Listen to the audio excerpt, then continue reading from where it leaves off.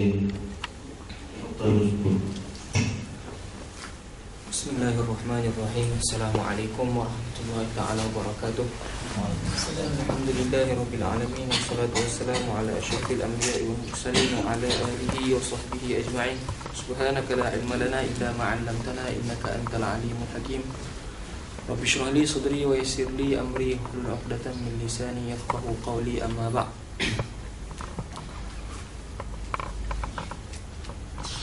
Kita sambung pengajian kita dalam membuat gambaran umum sebelum kita terus ke Tuhfatus Saniyah. Muhadarah pertama dengan kedua kita dah selesai tentang muqaddimah pertama dan muqaddimah kedua untuk ilmu nahwu. Yang mana muqaddimah pertama terdiri daripada perbahasan kalimah, aqsam kalimah, dan setiap kalimah tu adakah mabni ataupun mu'rab. Dan muqaddimah yang kedua muqaddimah al-i'rab. Kita masih lagi dalam muqaddimah al-i'rab. Anda kalau boleh sebelum kita masuk dalam kitab, kemungkinan ada yang tak ada asas langsung, tak tahu macam mana nak i'rab jumlah. Paling kurang kita ada asas, maksudnya ada gambaran macam mana nak i'rab. Jadi hari ini kita timbulkan soalan masih dalam muqaddimah yang kedua. Mungkin muqaddimah ketiga kita tak ambil sebab nakirah dan makrifah, kegunaan dia tak perlu pada semua bab, hanya pada bab-bab tertentu. Jadi kita tekan pada muqaddimah al-i'rab.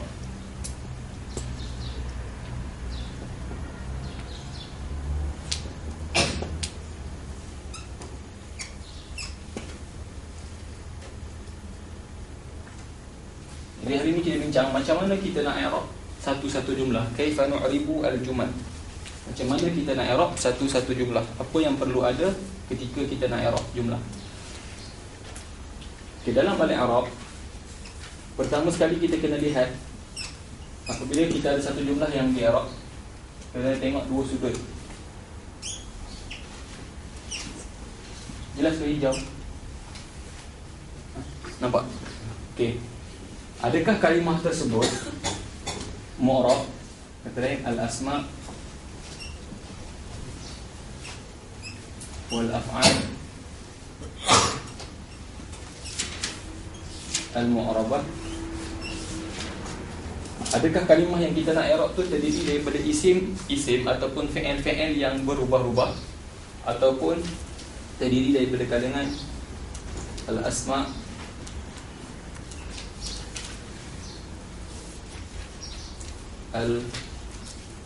al-mabniyah.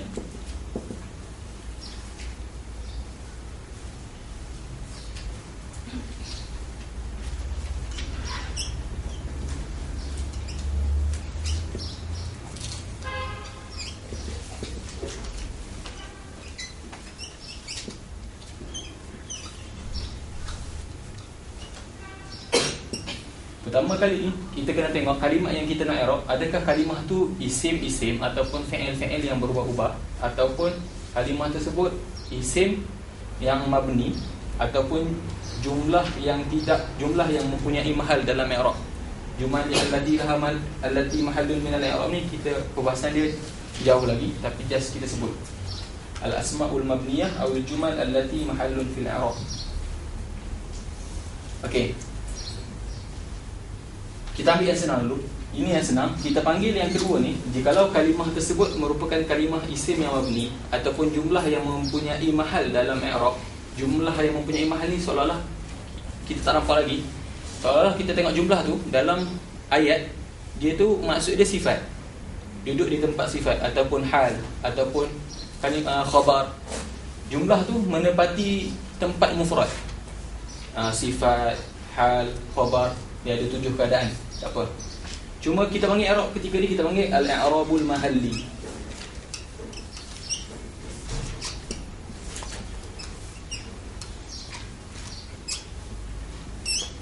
Sini termasuk sekali af'al, al-asma' wal af'al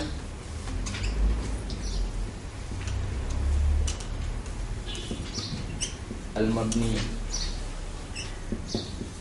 Kita tak ada sebut huruf. Dekat belah sana al-asma' wal af'al al-mu'rabah, dekat sini al-asma' wal af'al al-mabniyah awil jumal allati mahallun fil i'rab. Kita tak sebut huruf sebab apa? Huruf tak jadi perbincangan. Huruf just kita sebut harful jar. Terus kita sebut harfu nafyin, harfu jazmin, harfu nasbin. Tak ada kita nak perlu panjangkan. Jadi yang kita nak i'rab cuma isim dan fi'il. Huruf cuma kita perlu hafal huruf jar ada berapa, amil nasab ada berapa, amil jazam ada berapa, cukup. Yang kita perlu panjang isim dan fi'il. Okey, kena sudut pertama kita kena tengok mabni ataupun mu'rab. Kalau kalimah tersebut mabni, ketika tu kita panggil i'rab al-mahalli. Dia senang sebab apa? Bila kalimah tersebut mabni ataupun yang kita nak i'rab tu adalah jumlah, tidak akan berlaku perubahan pada zahir kalimah tersebut. Jadi kita tak perlu cari alamat i'rab. Apa yang perlu kita buat ketika kita nak i'rab satu-satu kalimah isim ataupun fi'il yang mabni ataupun jumlah yang ada mahal dalam i'rab, pertama sekali kita kena sebut apa? Bagi poin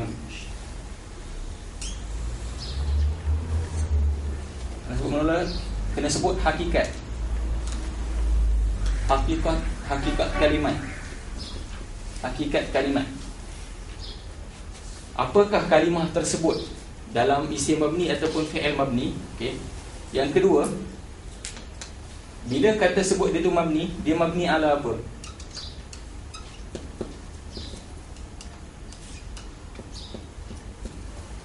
Yang ketiga, bila dia tu mabni, dia ada tugas dalam jumlah. Tugas dia apa? Kalau tugas dia tu fa'il, fa'il ni hukum marfu'. Jadi kita kena sebut fi mahal apa? Fi mahal, sama ada rafa', nasab, jar ataupun jazam. Akhir sekali kena bagi tahu apakah wazifah dia. Kalau secara ringkas kita nak sebut apa? Sebut hakikat, sebut wazifah. Maksudnya nombor 1, ini nak i'rab panjang, 2, 3 dan 4.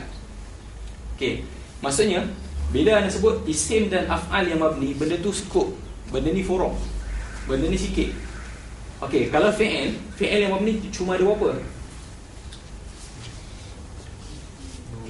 Fi'il madhi, fi'il amar dan fi'il mudhari' dalam kedua keadaan. Mudhari' idza ittasala bihi nun al-inas atau nun at-taukid al-mubashir. Okey, kalau fi'il ini yang anda masukkan dengan hakikat 1, 2, 3. Maksudnya kalau kita kata tiba kita jumpa daraba, terus buat fi'il madhi mabni 'ala al-fathi. Tapi fi'il madhi kalau satu dia tak ada apa-apa mahal, habis kat situ, mabni 'ala al-fathi. Kalau fi'il amar pun sama, contoh idrib fi'lul amri mabni 'ala sukun. Habis, tak payahlah cari fi mahal apa. Yang perlu kepada fi mahal dan ada wazifah cuma isim. Kalau fi'il memadai dengan hakikat dan mabni 'ala apa, cukup. Tak ada fi mahal dan apa wazifahnya. Yang ada kalau fi'il tersebut merupakan jumlah. Kalau fi'il mudhari', contoh yadribu, fi'il mudhari'. Kalau yadribu bukan dalam sini, dia dekat mu'rab. Okey. Kalau fi'il just kita sebut fi'il mabni 'ala apa, habis. Yang seterusnya isim, apa yang dimasukkan dengan hakikat isim? Isim yang mabni juga terhad, tak banyak. Mungkin ada 7 jenis ataupun 8 jenis. Apa di antaranya? Contohnya di antaranya ad-dhamair,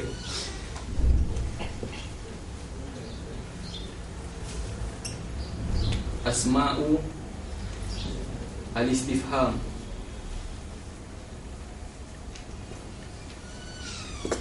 lagi asma'u syurut, isim syarat, al-asma' al-mausulah, isim mausul. Antaranya lagi asma' al-isyarah. Ini yang masyhur. Bila sebut isim-isim yang mabni, yang masyhurnya dhamir, isim istifham, isim syarat, isim mausul, isim isyarat.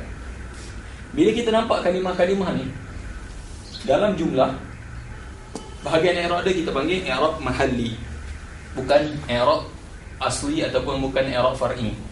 Macam mana kita i'rab? Contoh jumlah tu kita sebut ana talib,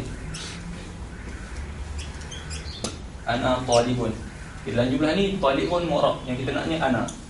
Ana ni kita tahu dia tu dhamir, dan dhamir ni tak berubah. Macam mana kita nak i'rab? Pertama sekali sebut hakikat dia. Ana dhamirun. Tapi dalam dhamir ada tafsil. Ada dhamir muttasil, ada dhamir munfasil. Macam mana kita nak cam dhamir muttasil dan munfasil? Dhamir muttasil ni dia berhubung dengan apa-apa kalimah. Berhubung dengan fi'il, berhubung dengan isim. Dhamir munfasil ni duduk sendirian. Boleh duduk di awal kalimah, dia boleh duduk di awal jumlah tu. Bila duduk di awal jumlah, ketika tu kita panggil dhamir munfasil. Ana, nahnu, yang huwa, huma, hum, ya, huma, hunna, anta, antum, antum tu kita panggil dhamir munfasil. Boleh duduk di awal jumlah. Terus sebut dhamir munfasil. Dhamir munfasil. Ana, akhir alif, mati kan? Jadi mabni ala sukun. Okey.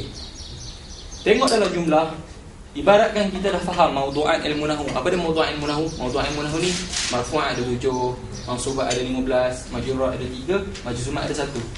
Kita tengok kalau mengikut kaedah yang kita hafal, isim di awal jumlah, isim di awal jumlah merupakan mubtada'. Mubtada' ni daripada isim-isim yang marfu'.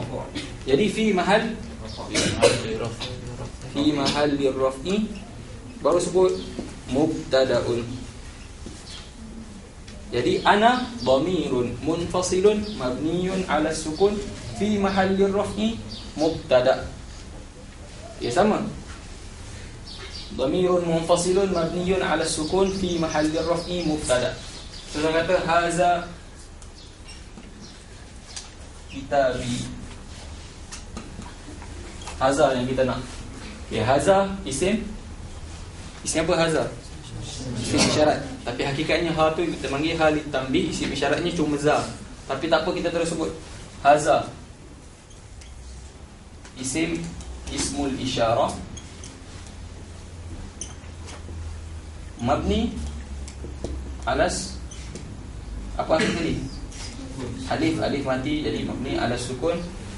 Juga i'rab jadi apa situ? Fi mahalli ar-raf'i mubtada'.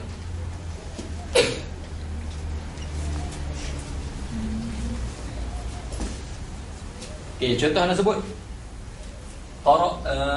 duribtu.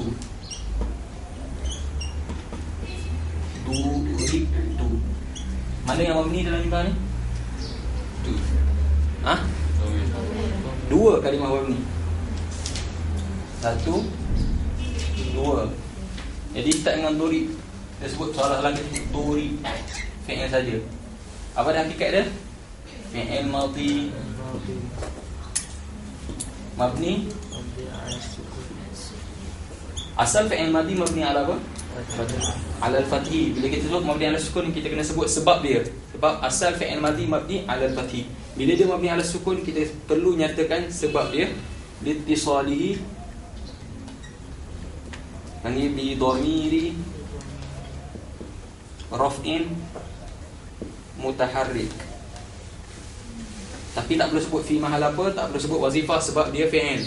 Fi'il satu-satu dia tidak ada wazifah dalam jumlah. Yang kedua tu. Macam mana nak i'rab tu? Hakikat tu apa dia? Dhamir yang bersama dengan fi'il apa dia? Muttasil. Baris apa dia tu? Mabni ala dhammi. Okey, dalam jumlah dia maksud dia durib tu, aku telah dipukul. Aku telah dipukul. Jadi apa? Maf'ulun bih. Dipukul. Fa'il tak nampak apa dia? Naik fa'il. Naik fa'il dalam marfu' ke, dalam mansub ke, dalam majrur ke, dalam majzum? Marfu'. Jadi fi mahalli raf'i naib fa'il. Itu contoh dia lah. Okey, jadi senang. Bila kalimah dalam jumlah tu kita tengok kalimah mabniyah, tak kira dia isim ataupun fi'il, itu tak perlu cari alamat i'rab. Tak perlu cari alamat i'rab, tak perlu cari Yang ni rafuk dengan waw ke, rafuk dengan alif ke, rafuk dengan nun ke, tak. Bila tengok dia mabni ni tak akan berubah. Kita just terus cari apakah hakikat kalimah tersebut. Kalau fa'il, sama ada dia madhi ataupun dia amar ataupun dia mudhari' yang berhubung dengan nun inas ataupun nun taukid. Kalau dia isim yang ni cuma dhamir, istifham, isim syarat, isim mausul, isim isyarat, dan ada sesetengah kalimah yang lain. Contohnya sesetengah zaraf mabni. Tapi ini sebagai contoh dan inilah kebanyakannya. Kita just perlu hafal isim isyarat ada berapa, isim syarat ada apa, isim isyarat ada berapa, isim mausul ada berapa, isim istifham ada apa. Dan kita nyatakan jenis-jenis hakikat kalimah tersebut. Dan tengok dia mabni ala apa. Mabni ni tak perlu sebut, tak perlu hafal. Tengok hujung kalimah. Hujung kalimah tu baris apa? Kalau sukun, mabni ala sukun. Kalau dhammah, mabni ala dhammi. Tapi dalam kita sebut mabni, jangan tertukar istilah. Bila kita sebut dalam i'rab, kita kena sebut ad-dhammah, al-kasrah, al-fathah dengan ta. Tapi bila dalam mabni kita kena buang ta. Itu mustalah yang telah diletakkan oleh ulama nahwu. Mabni ala dhammi, mabni ala al-fathi, mabni ala al-kasri tanpa ta. Itu istilah. Jangan sebut mabni ala dhammati, mabni ala al-fathati, tak pernah ada.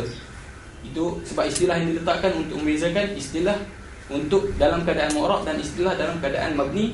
Dalam keadaan mabni tanpa ta. Ni ala sukun, ala dhammi. Sukun samalah ketika mu'rab dan ketika mabni tetap digunakan istilah sukun. Cuma dalam dhammi ad-dhammi al-fathi dengan al-jarri, al-kasri. Okey, itu dalam kita nak i'rab satu-satu jumlah, satu-satu isim ataupun fi'il yang mabni. Just cari hakikat mabni ala apa, fi mahal apa, dan apakah wazifah dia. Wazifah ni dengan kata lain maudhu' munahhu lah. Fa'il ke, naib fa'il ke, mubtada' ke, khabar ke, isim kana ke.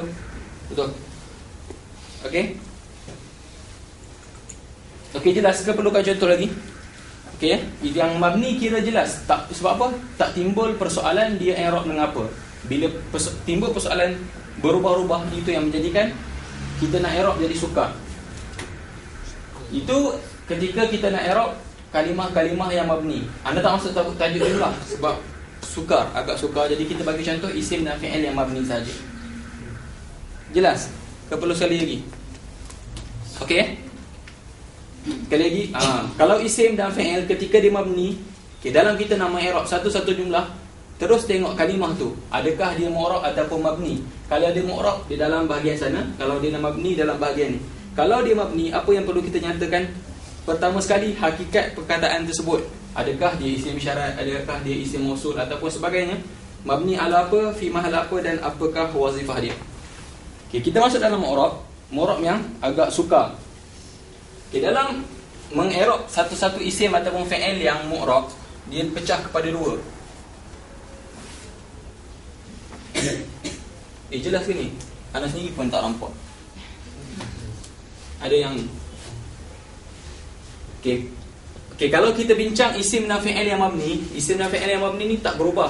Jadi tak timbul isu adakah alamat i'rab tu zahir ataupun tak zahir. Sebab selama-lamanya tak akan zahir, dan kita tak perlu nyatakan apakah alamat i'rab. Kita cuma perlu just nyatakan fi mahal apa. Tapi ketika isim dan fi'il tu mu'rab, dia mempunyai alamat i'rab. Sebab dia berubah-ubah. Jadi alamat i'rab tu kadang-kadang zahir, kadang-kadang tak zahir. Itu poin yang kedua, anda silap. Okay, ketika isim dan fi'il tu mu'rab, pertama sekali dia pecah pada dua keadaan. Bila isim dan fi'il tu mu'rab, dia berubah-ubah, dia ada alamat i'rab. Kena tengok. Ada sesetengah kalimah dia akan i'rab dengan alamat i'rab yang asli. Kita bincang minggu lepas. Kalau rafu' alamat i'rab asli dia apa? Dhammah. Kalau nasab alamat i'rab asli dia fathah. Kalau jar alamat asli dia kasrah. Kalau jazam alamat asli dia sukun. Kalau ketika kalimah tu mengambil i'rab kalimah alamat i'rab dia alamat asli, yang kita panggil al-i'rabul asli.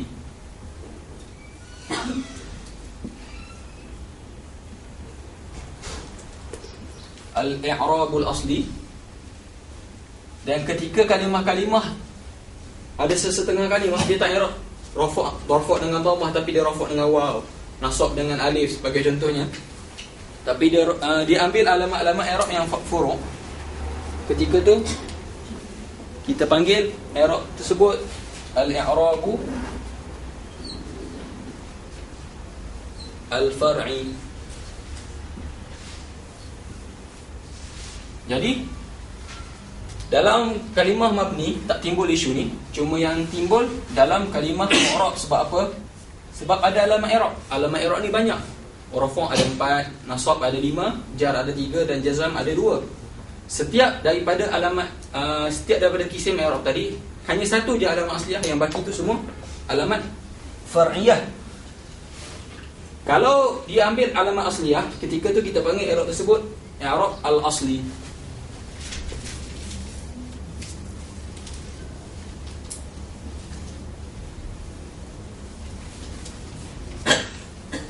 Okey. Tutup dulu al-i'rabul far'i, fokus kepada al-i'rabul asli. Apakah mawadhi' ataupun bahagian-bahagian isim ataupun fi'il yang akan mengambil i'rab asli? Maksudnya ketika rafa' dengan dhammah, ketika nasab dengan fathah, ketika jar dengan kasrah, ketika jazam dengan sukun, jikalau kalimah tersebut merupakan fi'il. Pecah kepada dua bahagian dulu. Kita kena melihat adakah dia i'rab dengan alamat asliyah, dan adakah alamat tersebut zahir ataupun muqaddar. Maksudnya i'rab asli ni pecah kepada dua. Adakah zahir ataupun dia i'rab dengan alamat asli tapi tak nampak alamat asli tersebut. Ketika itu kita panggil i'rab muqaddar. Okay, sesetengah kalimah dia akan i'rab dengan alamat asliyah, dan alamat asliyah tersebut jelas-jelas nyata berubah. Maksudnya kita kata qama zaidun, raaitu zaidan, marartu bi zaidin. Tapi ada sesetengah kalimah dia i'rab dengan alamat asliyah tapi hakikatnya kita tak nampak. Qama al-fata, raaitu al-fata, marartu bil fata. Jadi i'rab asli pecah pada dua, zahir dan muqaddar. Kenapa anda perlu pecahkan semua ni? Supaya i'rab kita jadi detail lah. Okey. Apa dia mawadhi' yang akan i'rab dengan alamat asliyah, dan ketika alamat asliyah tu zahir, kita dah bincang minggu lepas. Pertama, isim mufrad, al-ismul mufrad, al-munsharif, as-sahih al-akhir. Isim mufrad yang menerima tanwin, sebab kalau ismul ladzi lah yang sharif, dia jar dengan apa? Dia jar dengan fathah. Jadi perlu kita tambah qaid al-munsharif. Isim mufrad tak memadai dengan isim tu mufrad. Isim mufrad tersebut menerima tanwin dan akhirnya bukan alif, waw ataupun ya, as-sahih al-akhir. Isim mufrad terima tanwin, jangan alif, waw, ya di akhirnya. Ketika cukup tiga syarat ni, isim tersebut akan i'rab dengan alamat asliyah, rafa' dengan dhammah, nasab dengan fathah, jar dengan kasrah. Yang kedua, jamak taksir, jam'ut taksir dengan syarat yang sama, al-munsharif, as-sahih al-akhir. Jamak taksir, dan jamak taksir tersebut menerima tanwin dan akhirnya tidak alif, waw ataupun ya. Contoh kita kata ar-rijalu, ja'ar rijalu, ra'aitur rijala, marartu bi rijali. Yang terakhir ataupun yang ketiga, dua ni isim, satu dan dua adalah isim, yang ketiga fi'il. Al-fi'lul mudhari'. Bila kita sebut isim dan fi'il mu'rab, takkan termasuk fi'il madhi dan fi'il amah, cuma tinggal fi'il mudhari' sahaja. Al-fi'lul mudhari' as-sahihul akhir, as-sahihul akhir. Cukup dah syarat? Belum. Alladhi lam yattasil bi akhirih syai'un. Kena cukup. Masing-masing ada tiga syarat. Isim mufrad kena terima tanwin dan akhirnya bukan alif, waw dan ya. Jamak taksir kena ada tanwin, boleh terima tanwin, bukan kena ada tanwin, boleh terima tanwin dan akhirnya bukan alif, waw dan ya. Dan akhir sekali fi'il mudhari'. Jangan fi'il mudhari' tadi akhir fi'il tu alif, waw ataupun ya, dan fi'il mudhari' tadi tidak berhubung akhirnya dengan sesuatu. Apa yang dimaksudkan dengan alladzi lam yattasil bi akhirih syai'? Supaya nak keluarkan apa? Tak bunyi. Al-af'al al-khamsah. Al-af'al al-khamsah fi'il mudhari' juga, tapi fi'il mudhari', al-af'al al-khamsah ni fi'il mudhari', tapi fi'il mudhari' yang berhubung dengan alif tasniyah, berhubung dengan waw jamak ataupun berhubung dengan Ya mukhatabah, yaf'alani berhubung dengan alif tasniyah, yaf'aluna berhubung dengan waw jamak, taf'alina berhubung dengan ya mukhatabah. Tadi tak nak. Ketika fi'il mudhari' itu berhubung dengan alif tasniyah, waw jamak ataupun ya mukhatabah, dia bukan i'rab asli sebab dia af'al khamsah. Dia duduk bawah al-i'rabul far'i. Tiga kalimah ni kalau kita jumpa dalam satu-satu jumlah yang kita i'rab, dia akan ambil i'rab asli dan i'rab asli tersebut zahir. Okay, tadi kita dah bincang apa yang kita perlu nyatakan dalam kita nak i'rab satu-satu kalimah yang mabni. Sekarang ni point apa yang perlu kita nyatakan dalam kita nak i'rab satu-satu kalimah yang mu'rab.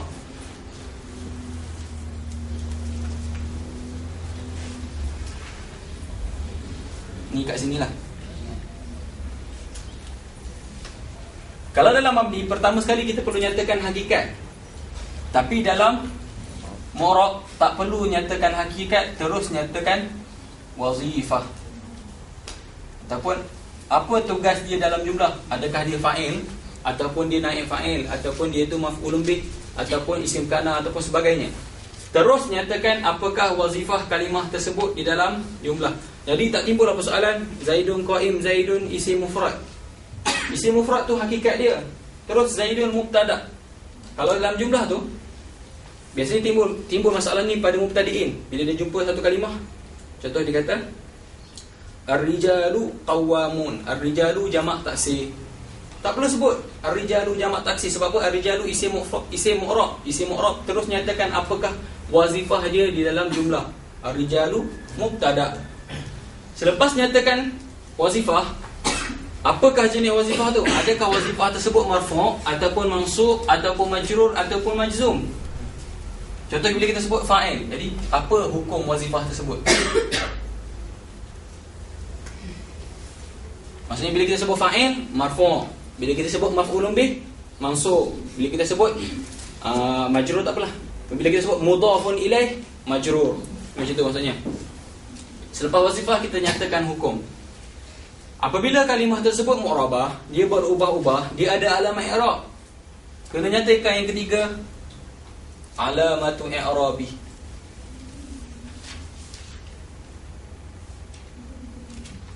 Contoh kita sebut dia fa'il, marfu'. Apa alamat rafu' dia? Wa alamatu raf'ihi, i'rabihi tukar dengan hukum. I'rabihi ni tukar lepas kita dapat nyatakan hukum. Maksudnya kalau kita sebut marfu' wa alamatu raf'i, kalau mansub wa alamatu nasbi, kalau majrur wa alamatu jarri. 3 step. Dan nyatakan sekali sebab kita ada dua bahagian, ada zahir dan ada muqaddar. Wa alamatu i'rabihi zahir ataupun muqaddar dinyatakan. Maksudnya kalau al-fathah az-zahirah, al-fathah al-muqaddarah, ad-dhammah az-zahirah ataupun ad-dhammah al-muqaddarah, mengikut bahagian yang kita akan bincang. Kita tak bincang habis lagi, cuma nak bagi contoh yang kita bincangkan zahir. Wa alamatu i'rabihi. Akhir sekali ini bebas kepada kita. Kalau perlu nyatakan, nyata. Kalau tak perlu, tak apa, hakikat dia. Seolah-olah terbalik dengan mabni tadi. Contoh kita kata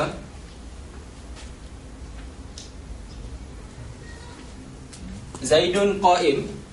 Bila kita sebut Zaidun qa'imun,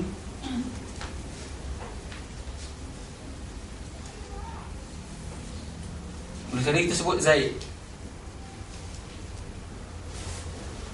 Zaid, kita tahu dia berubah-ubah. Jadi terus sebut apa wazifah dalam jumlah?